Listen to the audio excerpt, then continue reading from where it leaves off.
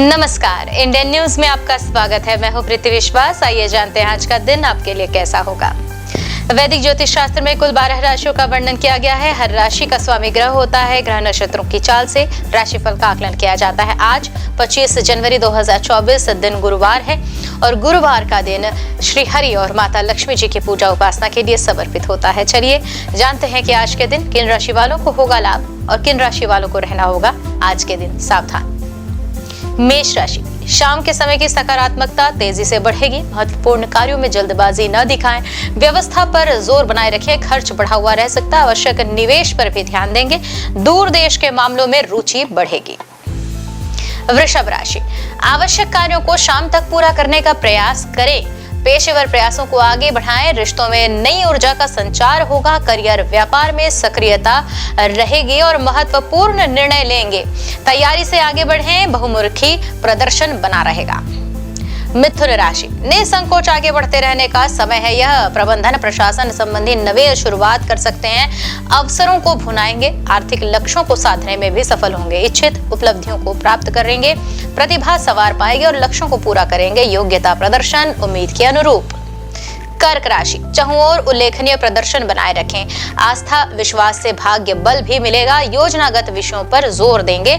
लोगों से तालमेल बढ़ेगा। मित्रों और सहकर्मियों का साथ पाएंगे। वरिष्ठों से भेंट होगी। प्रतिस्पर्धा बढ़ सकती है। सिंह राशि, आवश्यक कार्यों को शाम से गति देने की तैयारी हो रही है और आस्था विश्वास के विषय में तो आज काम संवरते दिख रहे हैं। अप्रत्याशित घटनाक्रम भी बना रहेगा। विवाद और अनिर्णय की स्थिति से बचना है। सजगता से कार्य करेंगे। नीति धर्म का पालन करें। निजी विषय पक्ष में रहेंगे। कन्या राशि, नेतृत्व बेहतर बना रहेगा। प्रबंधन प्रशासन सहयोगी है। पैतृक पक्ष से लाभ मिलेगा। सक्रियता और साहस बनाए रखेंगे। साझेदारों के मध्य समन्वय भी बन रहा है। कामकाजी मामलों में उत्साह दिख रहा है और भूमि भवन के मामले में गति आएगी। स्थायित्व को बल मिलेगा। सक्रियता बनी रहेगी। तुला राशि, जल्दबाजी में निर्णय न लें। संतुलित ढंग से बात रखें। शाम से वातावरण अधिक अनुकूल होगा। स्वयं पर ध्यान देंगे। स्वास्थ्य के प्रति सजगता बढ़ाएं। सहकर्मियों का सहयोग बना रहेगा। मेहनत लगन से आगे बढ़ते रहें। वृश्चिक राशि, अति महत्व के कार्यों में शीघ्रता दिखानी जरूरी। शाम से समय प्रभावित हो सकता है। व्यक्तिगत प्रयासों में आगे रहेंगे। परस्पर विश्वास बढ़ेगा। चहुओर आनंद का वातावरण रहेगा। भ्रमण मनोरंजन के अवसर बढ़ेंगे। धनु राशि, घर परिवार के कार्य में रुचि रहेगी। अपनों को समय देंगे। सुख सुविधाओं पर जोर बनाए रखेंगे। निजता को बढ़ावा देंगे। मित्रों का साथ विश्वास बढ़ेगा। पारिवारिक विषयों में भी सक्रियता नजर आ रही है। प्रबंधकीय योजनाओं को गति मिलेगी। मकर राशि, शुभ सूचनाओं से उत्साहित रहेंगे। संपर्क का दायरा भी बड़ा हो सकता है। नए लोगों से मेलजोल में सहजता बनेगी। जन कल्याण के कार्यों पर ध्यान आकर्षित होगा और सामाजिक जिम्मेदारियों में आगे रहेंगे। बंधुत्व भाव बढ़ रहा है। सहोदरों से करीबी बढ़ेगी। रक्त संबंधियों का सहयोग मिलेगा। कुंभ राशि, कामकाज के सिलसिले में यात्रा की संभावना। पेशेवरों से तालमेल बढ़ेगी। संपर्क संवाद भी संवरेगा और घर में उत्सव का आनंद बना रहेगा। व्यक्तिगत मामले जो है उसमें गति होगी। इच्छित सफलता पाएंगे। पारिवारिक मामलों में रुचि बढ़ती। मीन राशि, रचनात्मक कार्यों से आत्मविश्वास ऊंचा होगा। सभ्यता संस्कार बढ़ेंगे। विविध प्रयासों को गति देंगे। योजनाएं आगे बढ़ेंगी। इच्छित वस्तु की प्राप्ति होगी। साहस पराक्रम से आगे बढ़ते रहें। विभिन्न कार्यों को आगे बढ़ाएंगे और रचनात्मक कार्यों से भी जुड़ने का महत्वपूर्ण विषय गति ले सकते हैं। ज्योतिष शास्त्र की एक शाखा जो है अंक शास्त्र के जरिए बिना जन्म कुंडली के भी भूत भविष्य और वर्तमान जाना जा सकता है। गणित के अंकों से आप जान सकते हैं कि आपका आने वाला समय कैसा होगा। आपका जीवन कैसा होगा। किससे आपकी मित्रता होगी और किस व्यक्ति से आपकी शत्रुता। साथ ही आप और भी बहुत कुछ जान सकते हैं। तो चलिए जानते हैं कि आपके लिए आज का दिन कैसा भाग्य लेकर आ रहा है। मूलांक 1 के जातक, आज का दिन आपके लिए भाग्यवर्धक रहेगा। सोचे हुए सभी काम तो आज पूरे होंगे ही। कार्य क्षेत्र में भी आपका वर्चस्व बढ़ेगा। प्रतियोगिता परीक्षा की अगर तैयारी कर रहे हैं तो उन विद्यार्थियों को सफलता मिलने की पूरी संभावना।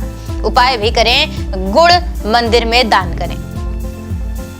मूलांक 2 के जातक, आज नौकरी पेशा जो लोग हैं उनको काम से उनके अधिकारी जो है प्रसन्न रहेंगे और उनके निर्णयों की सराहना की जाएगी। संपत्ति से जुड़े उलझे मामले आज आपके पक्ष में आएंगे, सुलझते रहेंगे। दाम्पत्य जीवन में भी मधुरता बनी रहेगी। उपाय करें, दूध में हल्दी डालकर पिएं। मूलांक 3 की बात करते हैं तो मूलांक 3 के जो जातक हैं, आज अचानक कुछ ऐसी घटना घटित होगी जिसके सकारात्मक परिणाम घर के सभी सदस्यों को मिलेंगे। धार्मिक कार्यों के करने से मानसिक सुख की प्राप्ति होगी। निवेश के पहलुओं को घर के अनुभवी सदस्यों से साझा करेंगे। उपाय करें, केसर का तिलक लगाएं। मूलांक 4 के जातक, आज साझेदारी में व्यापार करने से हानि उठानी पड़ सकती है, सावधानी बरतें। सरकारी नौकरी करने वाले व्यक्तियों के लिए भी आज का दिन कुछ परेशानियों भरा हो सकता है। किसी जरूरी काम को पूरा करने में बहुत सारी मुश्किलों का सामना भी करना पड़ेगा। उपाय करें, नीले वस्त्रों का दान करें। मूलांक 5 के जातक, रुका हुआ जो धन है वह आज आपको वापस मिलने की संभावना बन रही है। कुछ दिनों से कारोबार में चल रही जो समस्या है उसका समाधान निकाल पाने में सक्षम होंगे। बहुत दिनों से रुके हुए कामों को आज गति प्राप्त होगी। उपाय भी कर सकते हैं, घर में चौड़े पत्ते वाले पौधे न रखें। मूलांक 6 के जातक, आज घर की साज सज्जा में पैसा व्यय होगा। नौकरी पेशा व्यक्तियों के विरुद्ध अनुशासनहीनता के कारण कार्रवाई हो सकती है। सावधानी बरतनी है। दाम्पत्य जीवन में किसी बात को लेकर तनाव की स्थिति भी बन सकती है। उपाय करना है, देसी घी मंदिर में दान करके। मूलांक 7 के जातक, कार्य क्षेत्र में आज आपका प्रदर्शन जो है वो हमेशा से बेहतर होगा। अपने स्वास्थ्य को लेकर भी कुछ परेशानी हो सकती है। व्यवसाय में कुछ बदलाव करने के बारे में विचार बन सकता है। आर्थिक मामलों में सफलता मिल सकती है। उपाय करें, कुत्तों को रोटी खाने को दें। मूलांक 8 के जातकों की आज बात करें तो नौकरी में जो सहकर्मी आज आपसे कुछ असंतुष्ट नजर आ रहे हैं। कार्य क्षेत्र में भी काम की अधिकता होगी। मेहनत के बावजूद परिणाम अनुकूल न मिलने से मन उदास हो सकता है। किसी बाहरी व्यक्ति के कारण घर का माहौल तनाव भरा हो सकता है। उपाय करना है, हनुमान चालीसा का पाठ करें।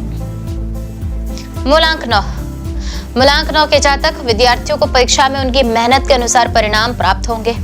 कार्य क्षेत्र में अपनी चतुराई से सभी जटिल कामों को निपटाने में सफलता मिलेगी।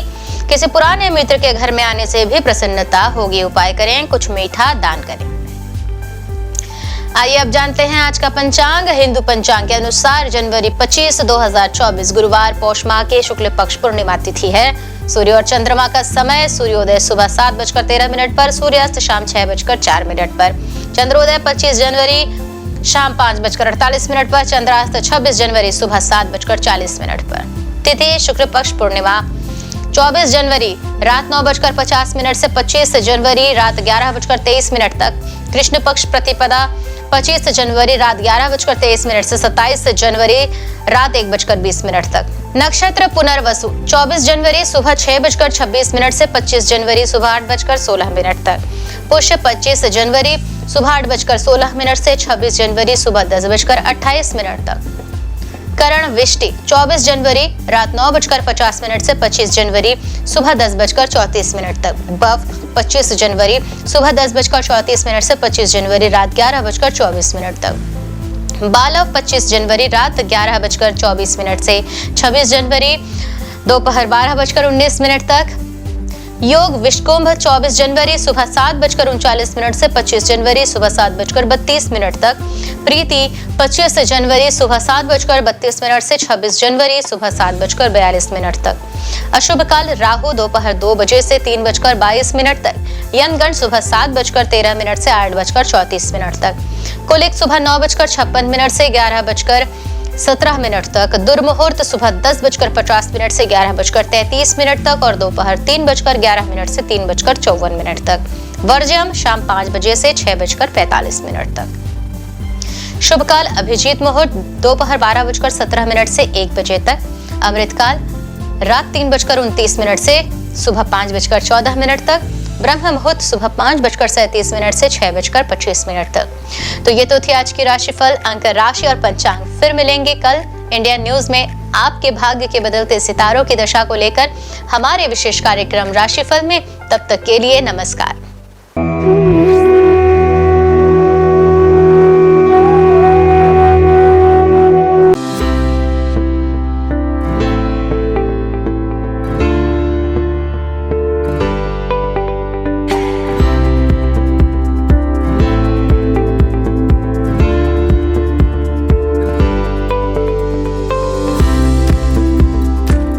गुरु ब्रह्मा गुरु विष्णु गुरुदेवो महेश्वरा गुरु साक्षात परम ब्रह्मा तस्मै श्री गुरुवे नमः। नमस्कार, मैं दीपांजलि, इंडियन न्यूज में आप सभी का स्वागत है। गुरुवार का दिन देवताओं के गुरु श्री हरि विष्णु को अर्पित है।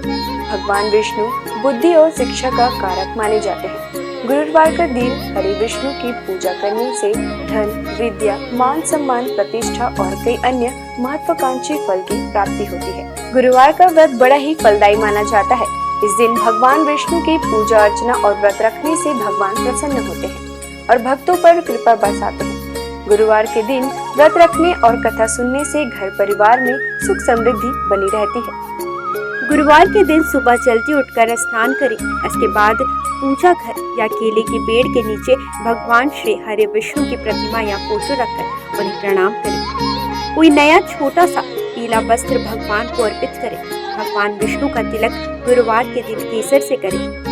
बृहस्पति देव को पीला रंग अत्यंत प्रिय है। गुरुवार के दिन पीला चावल, पीली मिठाई या भोग लगाना शुभ होता है। हाथ में चावल और पवित्र जल लेकर व्रत का संकल्प लें। एक लोटे में पानी और हल्दी डालकर पूजा के स्थान पर रखें। भगवान को गुड़ और धूली चने की दाल का भोग लगाएं। भगवान को प्रणाम करें और हल्दी वाली पानी को केला या किसी अन्य पेड़ की जड़ों पर डाल दें। अगर आप पहली बार गुरुवार का व्रत रखने जा रहे हैं तो आप उस गुरुवार का चयन करें जिस दिन पुष्य नक्षत्र हो। अगर ये संभव न हो पाए तो किसी भी मास के शुक्ल पक्ष के पहले गुरुवार इस व्रत की शुरुआत कर सकते हैं। आपको बता दें कि अगर आप व्रत प्रारंभ करने जा रहे हैं तो इस दौरान पौष माह न हो। गुरुवार को पीले वस्त्र पहनना शुभ होता है। आइए जानते हैं श्री हरि विष्णु की प्रसिद्ध मंदिरों के बारे में। बद्रीनाथ धाम उत्तराखंड में हिंदू धर्म के 4 धामों में से एक बद्रीनाथ मंदिर है जो भगवान विष्णु का सबसे प्राचीन मंदिर है। बद्रीनाथ मंदिर उत्तराखंड के चमोली में स्थित है। माना जाता है कि बद्रीनाथ मंदिर का निर्माण 7वीं 9वीं सदी में हुआ था। यहाँ भगवान विष्णु की 1 मीटर लंबी शालिग्राम की मूर्ति स्थापित है। मान्यता है कि यह प्रतिमा स्वयं प्रकट हुई। जगन्नाथ मंदिर जो है ओडिशा में, ओडिशा के पुरी जिले में जगन्नाथ मंदिर है। यह मंदिर भगवान विष्णु के अवतार श्री कृष्ण को समर्पित है।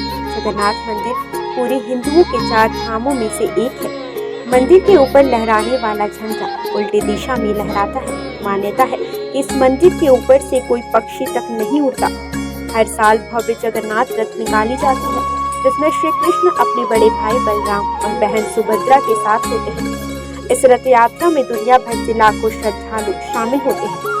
द्वारकाधीश मंदिर गुजरात, भगवान विष्णु के सबसे बड़े मंदिरों में गुजरात का द्वारकाधीश मंदिर है। यह विष्णु मंदिर जी के अवतार श्री कृष्ण को समर्पित है। मथुरा छोड़कर कृष्ण द्वारका पहुँचे और अपना साम्राज्य स्थापित किया। यहाँ उन्हें द्वारकाधीश के नाम से पुकारा जाने लगा।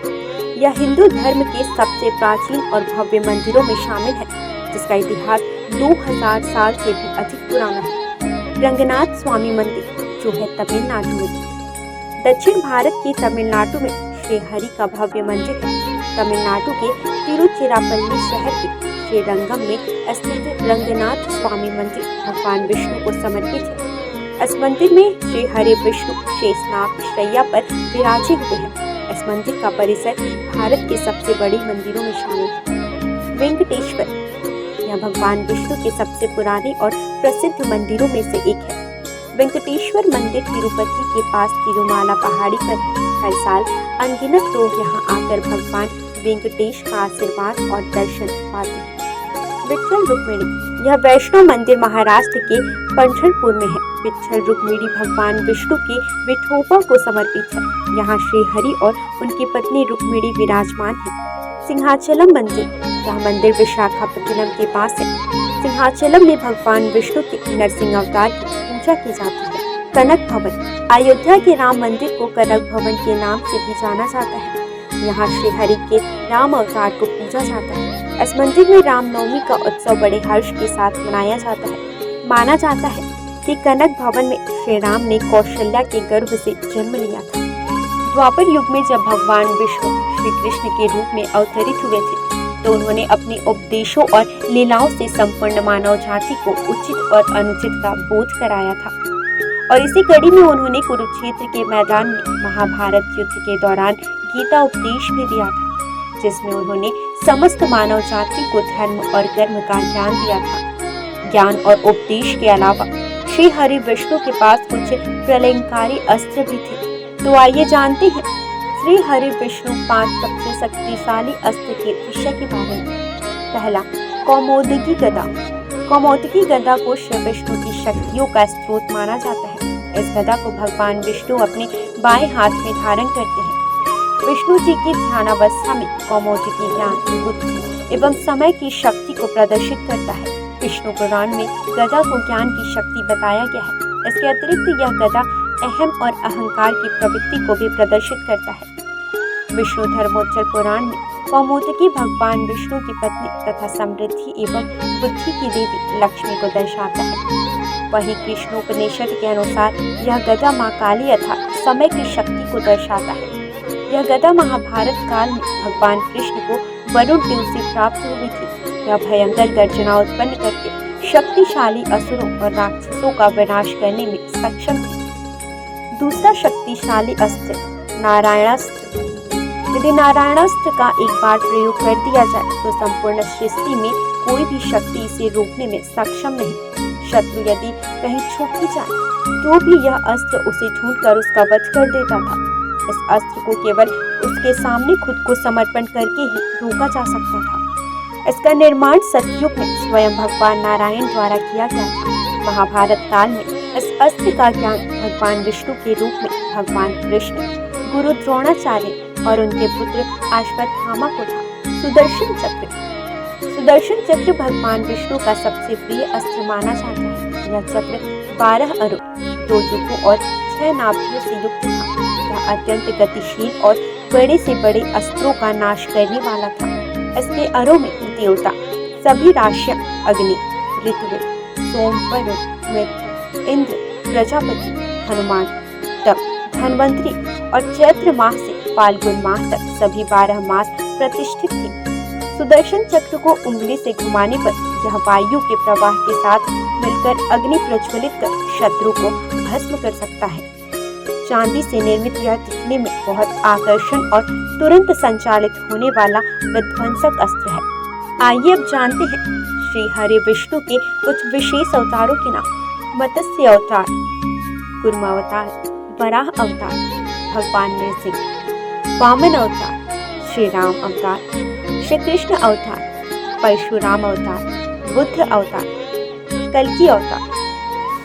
भगवान को उनके प्रिय फूल चढ़ाने से वे जल्द प्रसन्न हो जाते हैं। भगवान को फूल अर्पित करते समय भी कुछ नियमों का ध्यान रखना चाहिए। आइए जानते हैं भगवान विष्णु को कौन से फूल अर्पित करने से क्या फल प्राप्त होता है। कदम के फूल। धार्मिक ग्रंथों के अनुसार भगवान विष्णु को कदम के फूल सबसे प्रिय है। श्री हरि को कदम के पुष्प अर्पित करने से वे जल्दी प्रसन्न हो जाते हैं। भगवान का पूजन इन पुष्पों से करने पर व्यक्ति को मृत्यु के बाद यमराज के कष्टों का सामना नहीं करना पड़ता।